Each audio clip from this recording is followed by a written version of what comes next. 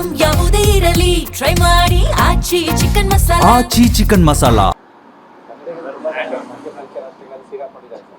ಕನ್ನಡಿಗರು ತುಂಬಾ ಜನ ಮಧ್ಯಪ್ರಾಚ್ಯ ರಾಷ್ಟ್ರಗಳಲ್ಲಿ ಸಿಗಾಕೊಂಡಿದ್ದಾರೆ. ಅವ್ರನ್ನ ಕರ್ಕೊಂಡು ಬರೋದಕ್ಕೆ ಸಾಕಷ್ಟು ಕ್ರಮಗಳು ಆಗಬೇಕಾಗಿದೆ. ಈಗ ಹಿಂದೆ ಇರಾಕ್ ಸಿರಿಯಾ ವಾರ್ ಇರಲಿ, ಇನ್ನೊಂದು ವಾರಲ್ಲಿ ನರೇಂದ್ರ ಮೋದಿ ಅವರ ಸರ್ಕಾರ ಯಶಸ್ವಿಯಾಗಿ ರಷ್ಯಾ ಯುಕ್ರೇನ್ ವಾರ್ ಇರ್ಬೋದು, ಅಲ್ಲಿ ಯಶಸ್ವಿಯಾಗಿ ಭಾರತೀಯರನ್ನ ಕನ್ನಡಿಗರನ್ನ ತಂದಿರುವಂಥದ್ದು ನಾವು ನೋಡ್ತೇವೆ. ಅದೇ ಪ್ರಕ್ರಿಯೆ ಇಲ್ಲಿನೂ ಕೂಡ ಪ್ರಾರಂಭ ಆಗಬೇಕು. ಸರಿಯಾದ ಸಮಯಕ್ಕಾಗಿ ಕಾಯ್ತಾ ಇದ್ದಾರೆ. ಒಂದು ಸ್ವಲ್ಪ ಶಾಂತಿಯಲ್ಲಿ ನೆಲೆಸಿದರೆ ವಿಮಾನಗಳ ಹಾರಾಟ ಪ್ರಾರಂಭ ಆದರೆ ಖಂಡಿತವಾಗಿಯೂ ಆ ಕೆಲಸ ಪ್ರಕ್ರಿಯೆ ಪ್ರಾರಂಭ ಆಗುತ್ತೆ.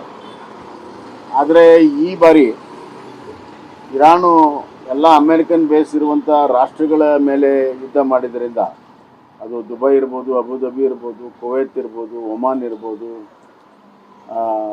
ಸೌದಿ ಅರೇಬಿಯಾ ಇರ್ಬೋದು, ಒಂದೇ ಸತಿಗೆ ಇದೆಲ್ಲವನ್ನು ಯುದ್ಧ ಮಾಡಿದ್ರಿಂದ ಇಲ್ಲಿ ಎಲ್ಲ ದೇಶದಲ್ಲೂ ಭಾರತೀಯರಿದ್ದಾರೆ, ಕನ್ನಡಿಗರಿದ್ದಾರೆ.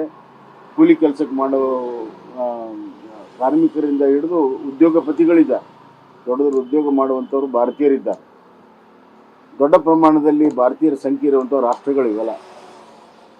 ಒಂದೇ ಬಾರಿ ಯುದ್ಧ ಆಗಿದ್ದರಿಂದ ಇದಕ್ಕೆ ಇನ್ನಷ್ಟು ಪ್ರಬುದ್ಧವಾಗಿ ಇದನ್ನು ನಾವೆಲ್ಲ ಹ್ಯಾಂಡಲ್ ಮಾಡಬೇಕು. ರಾಜ್ಯ ಸರ್ಕಾರವೂ ಕೂಡ ಭಾಳ ಮಹತ್ವದ ಪಾತ್ರ ವಹಿಸಬೇಕು.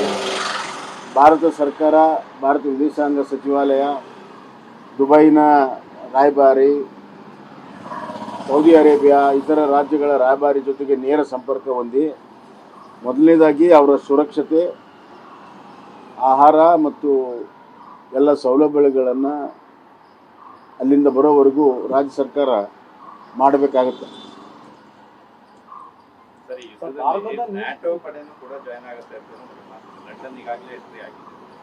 ಅದೀಗ ಎಲ್ಲ ಕಾದು ನೋಡುವಂಥ ತಂತ್ರ ಇದೆ ಸದ್ಯಕ್ಕೆ. ಈ ಯುದ್ಧ ಮುಂದುವರೆದ್ರೆ ಭಾಳ ದೊಡ್ಡ ಪ್ರಮಾಣದಲ್ಲಿ ಎಲ್ಲ ಆ ಭಾಗದ ಎಲ್ಲ ದೇಶಗಳು ತೊಡಗಿದರೆ ಅದು ಮತ್ತೆ ಚೈನಾ ಮತ್ತು ರಷ್ಯಾ ಎರಡು ಪ್ರಮುಖ ರಾಷ್ಟ್ರಗಳು, ಅವುಗಳ ತೀರ್ಮಾನದ ಮೇಲೆ ಮುಂದಿನ ಸ್ಥಿತಿಗತಿ ನಿಂತಿದೆ. ಭಾರತ ಮೊದಲಿಂದನೂ ಕೂಡ ಈ ರಾಷ್ಟ್ರಗಳ ಅಲ್ಲಿ ದಾಳಿ ಆಗಿದೆ, ಆ ರಾಷ್ಟ್ರಗಳ ಜೊತೆಗೆ ಉತ್ತಮವಾದ ಸಂಬಂಧ ಇದೆ. ಹೀಗಾಗಿ ಭಾಳ ದೊಡ್ಡ ಜನಸಂಖ್ಯೆ ಕೂಡ ಅಲ್ಲಿದೆ ಮತ್ತು ಭಾರತ ತನ್ನ ಆಯಿಲ್ಲು ಮತ್ತು ಇತರ ರಿಸೋರ್ಸ್ಗೂ ಕೂಡ ಇದರ ಮೇಲೆ ಅವಲಂಬಿತವಾಗಿತ್ತು. ಹೀಗಾಗಿ ಭಾರತದ ಮೇಲೂ ಕೂಡ ಇದು ಪರಿಣಾಮ ಆಗ್ತದೆ.